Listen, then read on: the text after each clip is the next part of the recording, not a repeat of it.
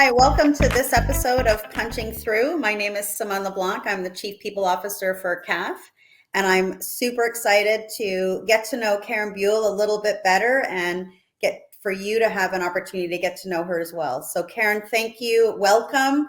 And why don't you tell us a little bit about yourself before we jump in?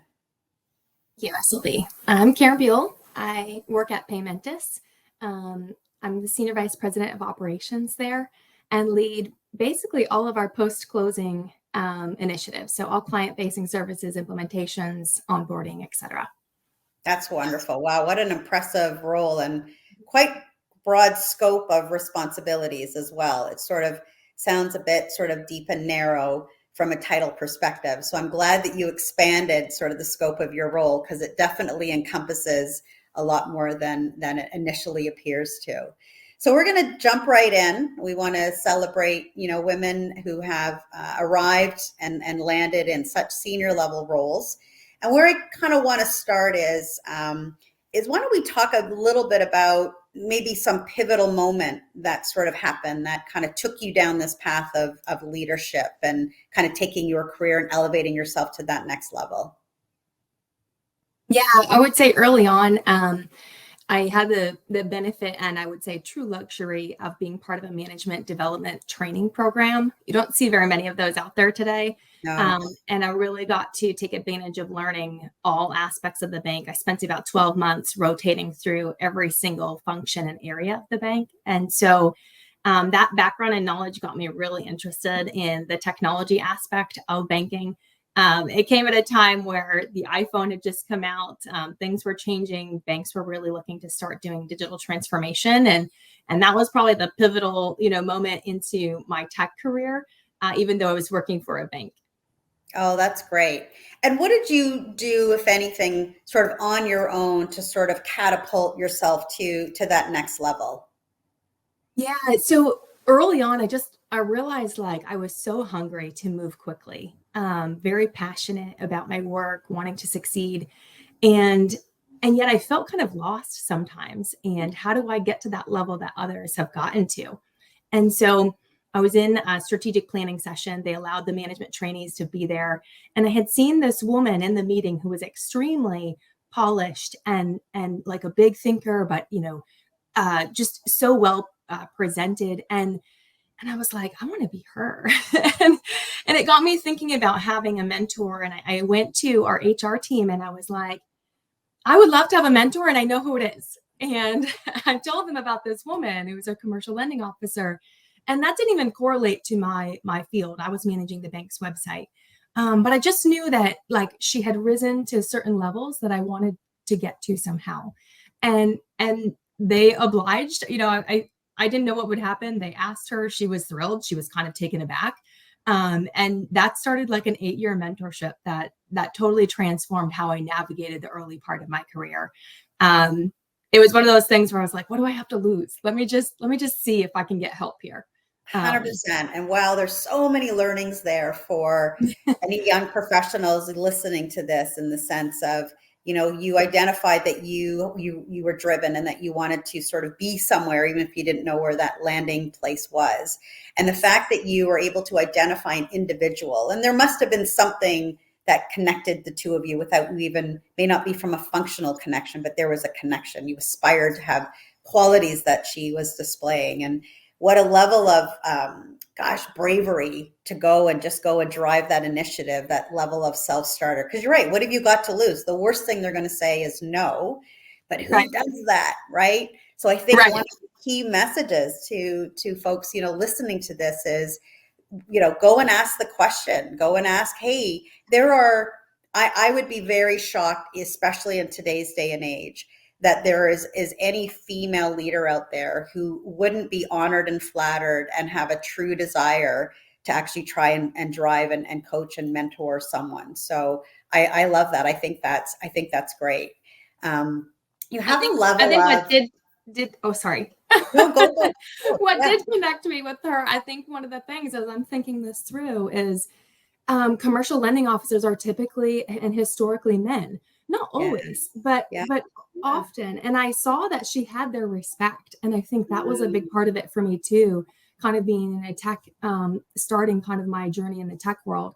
I think that probably connected us. And it just ended up being such a blessing because that draw, for whatever reason, I didn't have children yet or anything, but she already did. And she'd been through a lot of those. And so I was able to navigate career items that she had. That was just a benefit, right? But like, I think there was something that drew me to her. That was like, wow, she commands such respect. And if she commands this respect, I want to know how to get to that. 100%. And I love that you said it was an 8-year relationship. And I bet my bottom dollar, if we had a conversation with her today, that she probably got as much out of that relationship as you did. I genuinely think that is what happens. It's a gift on both sides. So good for you for, being bold and brave and making that happen. I have a sneaking suspicion. You said something early on that, you had this aspiration, you had this desire, ambition, you didn't know where it wanted to go. Where does this drive come from? Like, tell me a little bit about, you as a kid, and was there a competitive nature on you? Like, how did you spend your time that drives this energy that you have?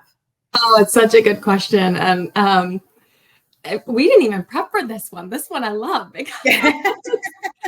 because there is. So I grew up in very rural America, relatively poor, extremely poor actually, but within reason. We had the things we needed, but nothing more than that, than basic necessities. I'm the oldest of 5. Both parents, couldn't afford to go to college, things like that. And there just was this drive within me to do something more. And yet I'm so grateful to them because they literally gave me every opportunity to believe I could. They didn't have the funds to give it to me, but they had the support to give it to me. And I just remember watching my mother would, she'd be the person that teach me to shoot hoops in the driveway, but she'd also be the person gardening in the backyard to feed the family. And she'd also be the person homeschooling the kindergartner. Like she was everywhere doing it all. And I think very early on in my life, I just thought women can do everything. If we needed to fix something in the house or change a light, I mean, she literally could do electrical work. And so I never knew any other way than like, I can do things. I'm going to learn them. I need to learn them, but I can do things. Yeah. That's a real gift. That's a different kind of an education, right? And a real gift of insight as to how we can sort of move forward with some of those sort of life lessons. Right. One other area I want us to dig into and sort of finish up with is you had, when we got to know a little bit about each other, is you participated in a Spartan race. And I'd love to hear a little bit more about that, because I suspect that somehow weaves into your professional life from time to time. It does. My whole life, I've played sports. I played soccer in college. I've done all of those things. And I think that sports have been a true business teacher to me all along. You can have all the cliches of grit and commitment and practice and all of that, teamwork. But even in my more recent years, when I'm not playing as many competitive sports as I would like to, I continue to try to stretch myself. And last summer, I didn't mean to stretch myself this far, but our friends from college, my husband's like former roommates, were all getting together to do this Spartan race in the Poconos of Pennsylvania. And they're like, Karen, do it with us. You're an athlete. And I was like, no. Like I was trying to get the other moms to do it, other wives, and they're like, oh no, like we're not doing that. And so I really wanted to. So I pushed myself to get out there and do this Spartan race. It was absolutely deathly. Like it's an obstacle race. You need arm muscles. I don't have very many arm muscles. Like it just was tough. And it was supposed to be a 10K, which is 6.2 miles. I clocked 9 miles on my watch. It took over 5 hours. It just stretched me beyond what I thought possible. And several times I wanted to quit. I even asked the guys, like, you go ahead. I want to finish this, but I need to go at my own pace. And they're like, nope, we're doing this together. Amazing. Anyway, getting through that and just kind of speeding to the point is, I think we as women really need confidence in our fields, right? One of the things I find on the regular is women are more than capable of doing things, but they don't always have the confidence to do those things. And one of the ways I've helped myself build confidence is by stretching myself both in and out of work, right? So this Spartan race, completely unrelated to work. But when I finished it, man, I felt good. I felt really good. And I felt like if I can do that thing, I can do this hard meeting over here. I can handle this tough client, or I can, goodness, work through this people management situation I have in front of me. So I just encourage, women, if you want more strength, stretch yourself, do something that's uncomfortable, do something even outside of work. It just builds incredible confidence that, flows throughout your life.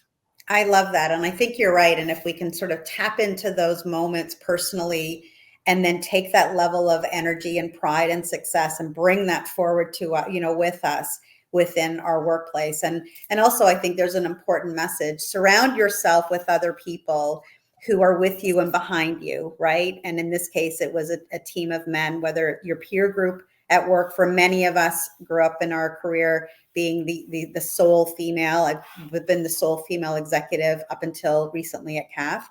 So I know what that feels like. And so it's leaning into your partners, right? And your support group to help kind of take you kind of to that next level. So thank you ever so much for sharing those stories. I love your energy. I'm so glad that we got a chance to meet, although very briefly.